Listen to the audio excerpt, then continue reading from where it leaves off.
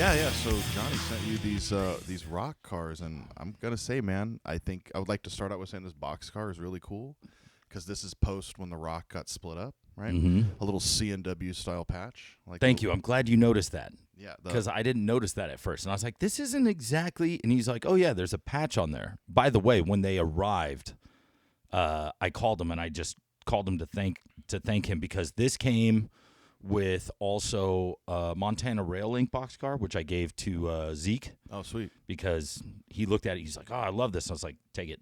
I don't know what that is in my brain that just does that. I do the same thing, man. Like, I do the same thing. Just like the other day, I was telling you that new member Josh, and he shows up with like a cardboard box. Oh, with Jay all of his Martin. trains. Jay Yeah, Martin, yeah.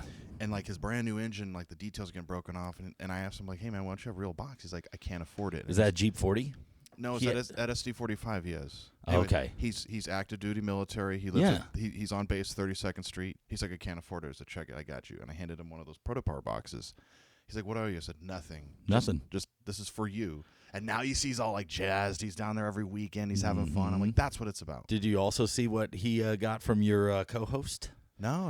What'd you get him? Did you see that diorama that he was working on his stuff? Like he had some of his stuff out on the. There was 3 dioramas at the Del Mar Fair Show, and one of them was one. Okay, there's 2 that I did previous to this one, and the one behind me. Plus, I still have the oil junction up there that I'm working on. There was that one that had the river that I messed up, but I kind of like fixed it. I epoxied kind of like a shallow river, like wetlands kind of area, but it looks just like this. It's just another 6 inches wider. And I had him at the business meeting, and he's there looking at me. He's like, "Oh, these are sick." And I'm like, "Which one do you want?" And he was just like, "Are you serious?" I was like, "Pick one. You pick one. I'm gonna give the other one to what's his frickin' name now? My brain is not working. Are we recording? Of course. And while we're recording, tell me the story. I want to check something out here. So yeah, he picked the one that had the river on it, and the second day of the train show, he rolls up with that diorama. He's like, man, and he's just getting compliment after compliment because he's got like his 3 cars or he had a Jeep 40 and a couple of his cars, and then he's working on other cars, and people are like, that's an awesome diorama, and it looks just like this one. He's like, oh, well, Timmy D did. Anyways, it felt good because it's like the same way. You gave him the Protopower box, because of all that shit. Like, he rolled up, and I already had talked to him for a bit, and I heard his story, and after hearing his story, I'm like, active duty, under 21, pretty much you can't go out with your boys because they're all over 21, and the ones you can go out with are getting into trouble, and he doesn't want to get into trouble because he's, like, focused. So what do? Trains, bro. And he loves trains. So that's why. It's like just a little diorama in your apartment. He has his living space looks like this. It's a bed, desk, window. It's a little bit smaller, but you know what I mean. And so at his desk, he's like, this is like, well, I'll be working on a car, and I'll set it on the diorama to be stoked about it. I think it's pretty cool how he's now the 3rd active duty military member we have that's joined La Mesa in the last 2 years or so. Yeah. And each branch is now equally represented because GMM number 2 is our Marine, right? And Frank is our Army guy, and now Josh is our Navy guy. So where are my Coast Guard foamers at? We need a Coast Guard guy, please. Yeah, and an Air Force dude. Yes. Or as I like to call him, the Chair Force. Oh, my buddy Mike Crum from back in high school. He's an Air Force dude, and I used to always give him shit about that. I'm like, Crum, you could have gone into any other branch. You picked the Chair Force. He's like, shut up. Anyways. So, yeah, this one's from Reed's Hobby. Got to give a shout-out to Reed's. Talk to Ed Kimsey. We're going to be doing an episode there. Or what I'd like to do is do a little background interview with Ed, like actually on camera, where we sit there with Ed and we talk about how he came into owning Reed's. Because before that it was Steve Bovey. Right. Yeah. And, God rest his soul. He is no longer with us. And so, when that place was in limbo, Ed took over and, it came up for sale. And I guess, I don't know the exact story, but from what I understand, it came up for sale and he was just like, it's on. Can you hear yourself all right in these guys? Oh, yeah. Okay, good. And then these 2, I guess, from what Mariscalco tells me, they're from Lombard Hobbies, and he saw them and he just purchased them because he's like, I know these are your favorite type of car. Premier brick and mortar model railroad store in Chicagoland. Lombard Hobbies, man. Insane. I've been there. You've been. Well, you Insane. probably. How much? I mean, how much time would you spend there when you lived in Chicago? Not a lot. It would 'cause- take me an hour to go through the store before I would get back to what I wanted to buy, which is usually between like 3 and 5 engines. And I'd always walk in there and say, I'm not going to buy an engine. I'm just going to buy a car. And then you're walking like, oh, you just got these in stock? And, oh, I didn't see that one. Oh, man, I don't want to spend this. Dude. Okay, I'm doing it. You know what I mean? I do know what you mean. And Reed's is getting like that too. Like Ed is blowing out the store. Like he's filling it. That was one of the things I always noticed about Reed's before he was there. Like it was always very dry. Like they'd be like, oh, we can order this for you. Yeah, it's like, no, now you go in there, there is wall-to-wall stuff. And I bought 3 of their custom done Intermountain SDNA Yeah, that's rad, flat man. cars. And when we go to visit, Can I have one? Yeah, yeah, no, really. I got 2 regular, like for freight service, and then I got an MOW one. What year is that from? 40s and 50s. But those cars hung around for a long time, so they were around till like. So if we What's that? did the SD and AE, what is it? The blue, was it a high hood Jeep 7? Oh, you're talking about when they were owned by the Blue Goose guys. God, what is their names? The guys who owned Wairika Western and I yeah. do not know that Yeah. that part of the SD and AE, that iteration of the SD. Kyle Railways. Thank you.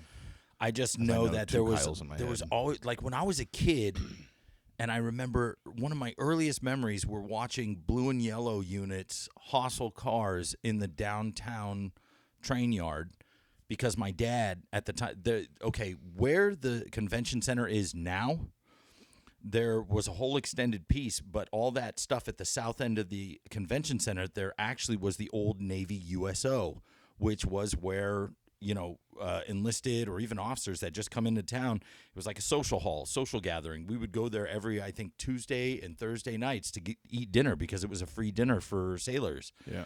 or it was very cheap. It was like $1, like here, like put $1 and you're feeding your whole family. So after leaving the USO, we're going over the bridge that goes over the track. You know what I mean? Oh, yeah. And my dad just, at the time, it probably was too late, but my dad just throws his flashers on. We get in the back of his Ford Courier, this tiny little shitty blue truck. Rock Island blue, by the way. My dad's truck was that color blue, that Ford Courier. I'll never forget. Maybe that's why I like these cars. Huh. But anyways, and I just see those blue and yellows hustling. But then as we turn around and go back down and then back to the bridge so we can get on the 94 to go home, we stopped again because there was, and this is at like sunset, and I just remember seeing a blue and white unit. Like, I don't know, was that Jeep 9? Like, do you remember some of the late 80s units that they still had from the 70s? So, but is this This had to have been 88, bro. pre SDIV? When was SDIV? When did they actually take over? I know that We have to ask Cathcart. So Kyle was done. We have to ask Ian. Ian, let us know, bro. Yeah, Ian, another celebrity. I was gonna say Kyle was the one. They ran it in 80 and 81, and then when Tunnel 8 burned down, they're the ones who pulled out completely. And then so I'm pretty sure that's when Rail Tex, which became Rail America, started the San Diego and Imperial Valley Railway, which ran the whole thing, and then they shortened it up to the runs to Tecate and stuff. I know that from I have to say the late 80s, early 90s. That's when SDIV. That was when they started painting things in the. Was that the red, white, and blue Rail America thing when they had that gen set? Well, yeah, Atlas but did that's a model way of that. later. Yeah, that That's had to have way been like early later. 2000s, man. No. You're talking like 90s when they had the black and yellow I'm talking hot about ex Santa Fe Jeep 7. I'm talking about in the 90s is when G&W and Rail Tex started becoming these conglomerate companies that started acquiring multiple short lines. So instead of having a mom and pop short line, you had a holding company that was in charge of managing other short lines. So Rail Tex became Rail America. I don't know when that, 97, 98. Rail America continued building on that, and then they became, obviously they were acquired by Genesee and Wyoming now. But the SDIV we're thinking of when we were kids, that is a Rail America owned property. Okay. Now, but remember those engines were painted, it was like that C&W Zitto yellow and black. Yes, that's what I'm talking about. And you remember the one that had the Operation Lifesaver on the side? Yes. Okay. Now we're on the same page. And then like this is a little bit later on, but they had that Jeep 40 that Canadian cab, Jeep 40. Right. Well, Do you they had remember a- that? That came into play late so 90s. So right around the time that Rail America acquired Central Oregon and Pacific, they started bringing Corp, that's what you call it, Corp engines down to San Diego. So those are the red ones. Central Oregon and Pacific, is that the Tillamook one or is that the Coos Bay one? No, not Port of Tillamook No, Bay. because not that's Coos all Bay that's Rail, West Coast. Coos Bay Rail Link. The Oregon, I'm Central talking Oregon, about Central that's Oregon up- and Pacific. Yeah, okay. Yes. Yeah, I know what you're Yes. talking about. Okay. And Continue. I'm sorry. yeah, I'm interrupting. No, and we could honestly, man, for a future virtual rail fan video for all of our Northern California, Oregon, Southern Washington phoners. Oh, yeah. The short line game up there, the Portland and Western, Yeah. Willamette and Western, Yes. Central Oregon and Pacific. Is that how you Port of- pronounce it? Willamette? Willamette. I That's always correct. said Willamette. Uh, Willamette. Corp- Hi, man. That sounds like a pit bull or something. Hi, Willamette. Get back in here.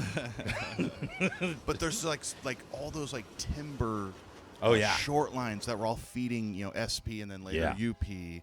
And I've gone to Winter Rail up in Corvallis a couple of times, and you just see, you're like, man, there's so much cool Yeah. stuff up here. Yeah, and it's all hidden, though, because there's so much thick forest, so you wouldn't Yes. even know it. You'll be on the highway, and then out of nowhere, you're like, what? You'll pass over a track, or a track will go overhead. You'll say, what is this going to? And I think, Because it doesn't have markings for, like, UP. It's like a short line. and you're not a real SP foamer unless you have a favorite Siskiyou Pass memory, right? Now I've always been. I've never been there. Never been And over I'm Siskiyou Pass. so It's insane. like that's one of the. There's like a few that I haven't been over that I really want to go. When you're to. talking about the Southern Pacific, I'm a Southern Pacific fan, but by no means the biggest Southern Pacific fan. You're talking about Donner Pass. You're talking about Tehachapi. You're talking about Siskiyou Summit. Like, those are huge grades that the SP was cresting at the time. Now, when they did their What about Tennessee Pass? that's Rio Grande. Okay, thank you. Yes.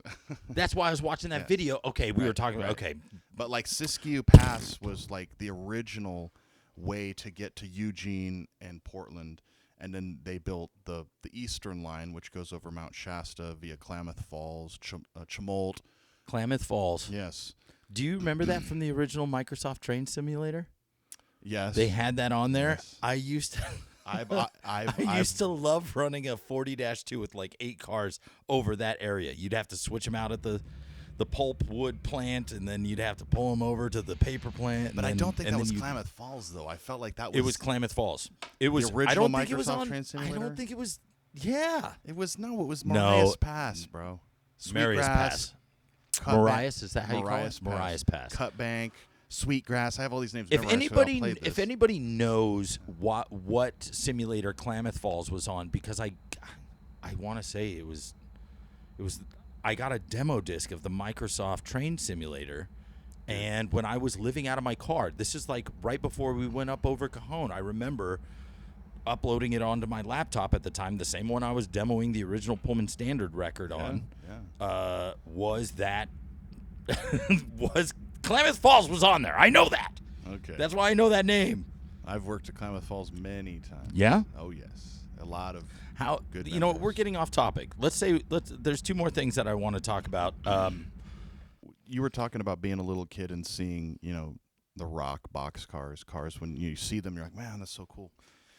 Can you name me one other railroad that fell to the similar circumstances that they did? If you saw the same car, you'd feel the same way. There's only one.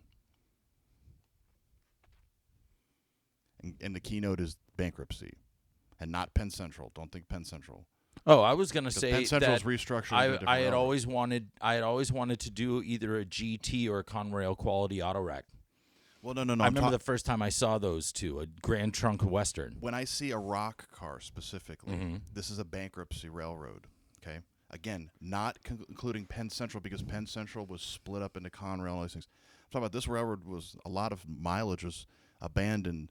Parts of it were sold to SP, to CNW, to other Yeah, stuff. but I was never like There's an Illinois. one other railroad, Well, then you give it to me. the Milwaukee Road. Oh yeah, we've talked about that a million times. The Milwaukee Road. Dude, I even said there was a guy, maybe I told this on one of the podcasts. There was a guy over at the San Diego Club, and I was like a kid. I maybe was 10 years old, down there for Christmas on the Prado, and it's like 4 SD40-2s in black and orange Milwaukee Road, which jogged my mind to think maybe that is why black and orange works so well with BNSF now, is because it's almost like copying Milwaukee Road. It's almost like it separated itself from Great Northern and Santa Fe and went back to this.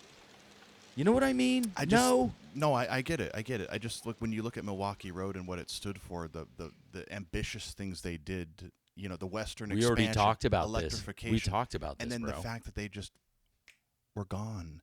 And so whenever you see, like, I've seen You are very famously very rare quoted, Milwaukee Road must have been one of the most successful railroads to go bankrupt, or what did you say? It's on our TikTok. I actually quoted that because I was like, this is a really cool We clip. should look it up because I would say Milwaukee Road is one of the most progressive railroads of its time to have gone bankrupt. That's what you said. Because they were. That's what you said. They were one of the last ones to still think, we could. They were trying to take off of European example. We can electrify. We can do this. electrify. And they're over here running Soviet electric locomotives and everything about that railroad is insane. But what's crazy is because they abandoned all that, the Western branch specifically. It's just a very sad thing to when you see those cars, those engines, if there's anything left. When I see a Milwaukee car, I make sure I'm watching it. They're few and far between, hen's teeth at this point. When did they go?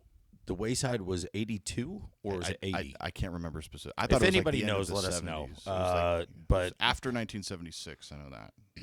yeah, because I think one of the last acquisitions of units they got were the first runs of SD40-2s, dynamic brakeless. They didn't have dynamic brakes, and they still had those. They had F45s as well, right? Oh yeah. The very first, and that's early 70s. yes. So the very first winter rail I went to in Corvallis, Oregon, 2017, the highlight finished production was a guy who did. I'm forgetting his name, but the video's online. Maybe we should watch that. Actually, was the final hurrah of electrics in the western side. Literally, he was that guy was there for the last. I've couple watched weeks. that. Wait, no, And I don't know, but and there's then- a guy who documented it with photos too, Yeah. and But it's really well reel done. to reel film really as well. done. But this guy was I think I've watched that. yeah, he was interviewing the clerks and the train order operators and engineers, and it was everybody knew it was the railroad was collapsing. It was a very sad thing. And so it's beautifully done. And so I guess I've always admired Milwaukee Road in that point. That point. But what I'm saying is when you think of the Rock, you think of Milwaukee Road, you think of these guys came all the way to Tucumcari, New Mexico from Chicago. And now it's what? They're gone? They bankrupt? It was over? SP's way of getting into Chicago was via Rock Island, not Cotton Belt. On one of my anything else. earliest tours with Pullman Standard, I can still recall seeing remnants of the Rock Island, R's on things, being out in Wichita, Kansas. I remember playing a show in Wichita at the Pump House. I've told you the story. Mm-hmm. Right, that's right where the flyover is in downtown Wichita. Yes. And then there's also we were up in, I want to say it was somewhere in southern Iowa. We were leaving. No. We were leaving Omaha. But I just remember being somewhere, filling up on gas, and seeing a set of tracks, and there was a bridge not too far, and I just went for a walk because we're taking a lunch break or something, and the bridge had the R on it. And I was like, what the fuck? This is so cool, man. Stuff like that, remnants of the Rock Island. And, even though it's a bygone era, it's still within, and maybe as we get older, you start to see it where you're like, that was just yesterday where this was like that. Yeah. I remember the ATSF so vividly, and now there's kids like Josh Martin who wasn't even alive when ATSF was around. He just sees some of the remnants of ATSF still roaming around the railroad. You know what's cool about Josh is Yeah. he grew up 2 hours from where all my mom's family's from in upstate. Yeah, New he's York. from upstate New York. So when I was running the Conrail, this guy's kind of giving me this look who the hell is this guy? And I'm like, dude, I love Conrail because, and I was explaining from Syracuse and Utica. And he's like, oh, I'm from this part. I'm like, well, then you can really appreciate what I'm doing here. And he's like, yes, I can. Kind of. Yeah, except they're on Tehachapi, and you weren't even alive when this railroad existed. Yeah, and I Which don't is so apologize for crazy. that. I think he said he was born in '99. No, he's 20. Well, he's No, he's under 21. He was born in like 2005. I think he's 19. Oh, bad at math. My bad. Dude, Holy isn't shit. that nuts? Dude, we were at La Mesa by this point, like, bruh. yeah. I was running trains at that club when this dude was You born. were catching FM radio stations on your braces and listening to them while we ran trains. Oh, Wait a second, I'm getting 91X on my front teeth. No. I was riding the bus with a Walkman, the original Walkmans. Yeah. With the. Oh, you don't have to tell me twice. Yeah, dude. Like a tape, like Riding wait, the coaster. Discman or Walkman? It was a Walkman. Like when tape. No, I didn't. I was. Oh, see, because I had a You had tape. the tapes, When yeah. I was in 8th grade, I remember listening to the original Blink-182 Cheshire Cat album on tape that I stole from my brother right before I left for Washington, D.C. trip. Like, the 8th grade Washington, D.C. trip where the class goes to Washington, D.C. and sees all the monuments And stuff. everybody's wearing the headphones. And so we're all wearing it anyways, but I sniped my brother's Walkman like that morning. He was sleeping, and so I'm just like, take his headphones, and the tape that was in it was, I had like 4 or 5 tapes. I had like the Weezer Blue album and a couple other tapes in my backpack, but I knew I was like, I'm gonna What's my name again? Oh, no. This I know, Cheshire I know, Cat. I know. This is like old way- school, yeah, like That's my favorite. you song. and I should get away for a had all that cool guitar work on it, which you could talk to Ian about, because Ian, down at the La Mesa Club, SDIY Ian, he actually was in a band. He played drums for a band, and we just got into talking this last weekend about how he had a lockout at Superior Sound down in El Cajon, where my brother had a lockout. And it was the same time. They were at the lockout at the same time. When Pivot used to have a lockout there, Marco Ciega had a lockout there, which is the ex now back in the band Guitars for POD. Wow. So yeah. And Ian was talking to me about that, and I was just like, no effing way, like mind blown. And I'm totally off of the track now. What was I saying? Oh yeah, so Washington D.C., Cheshire Cat, Walkman, and that was the tape one. But that I stole that from my brother, and then I got back into town, and he was so pissed. And I was just like, sorry, dude, I needed something to listen to on the bus, man. No, you didn't rewind my tapes. Yeah, man. And dude, at the time, you would pull the tape out, flip it over, and then it would get all the way. You would just listen to it all the way through until you get to the other end, so you could start it over again. Yes, Grandpa Timmy, tell I me. know. And I'm not trying to date us or anything, but like, think about this, man. Like, our children will know zero about the struggles of, like, do you remember, like, when you go to Blockbuster and you watch the movie and they said, please rewind before you return exactly. it? And everyone's like clicking out, exited out. Yeah. Like, no, they were serious about that. They used to be pissed when they're like, no, we got Oh yeah, like you used to get a thing on your, like a mark on your account. Yeah, like it'd be yeah, like, yeah, oh shit, and then, like if you don't rewind the tapes 3 times, then they suspend your account or something like So that. since we're on that topic, right? So there used to be a Blockbuster down the street from my parents' house. And I want to say this is the years 2000, and the movie Castaway came out. Remember seeing Oh, yeah. Castaway? Oh, I made fire. Fire! I made fire! Yeah! Yes.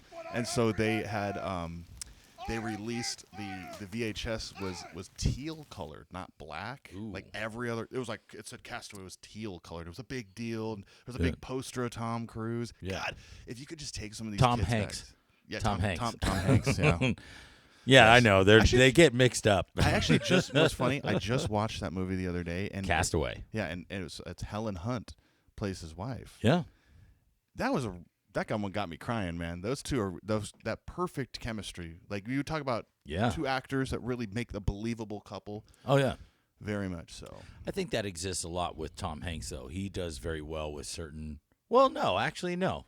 Who does really good? Actually, this is gonna be a fun. This is totally off. This is like night and day. Serious actor. Well, Tom Hanks used to be a comedic actor, though. Like, he did a lot of comedies back in the day. Turner and Hooch. Yeah. What was it? The Money Pit. But Big. Did you ever watch that movie? Yeah. Big. Yeah. Adam Sandler.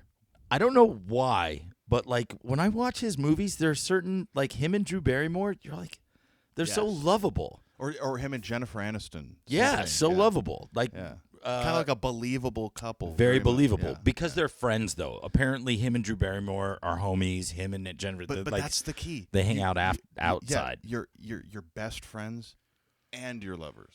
And I think if anybody's thinking about your own, like, Maybe that's why we work so well together. Yeah. Maybe that's why me and Evan work so well. My best friend and my lover. But minus the lover part. Right. I don't want any rumors to spread. Yeah. Or do I? Or do I want rumors to spread? We still haven't talked about shit. We're going to take a break. We're going to take a break. Let's take a break. Burn one. When we come back, we will continue on because we have a bit that I'm trying to get Evan to do. And I think we're going to do it right this time. We're finally going to do something other than virtual rail fan. How excited I'm is so this? excited. Wow. What are you talking about? Season 1 was nothing but like bits. Season Yes. 2 has been only virtual rail fanning. So here's our new bit. When we come back, Shortline Mad Lib. Let's rock.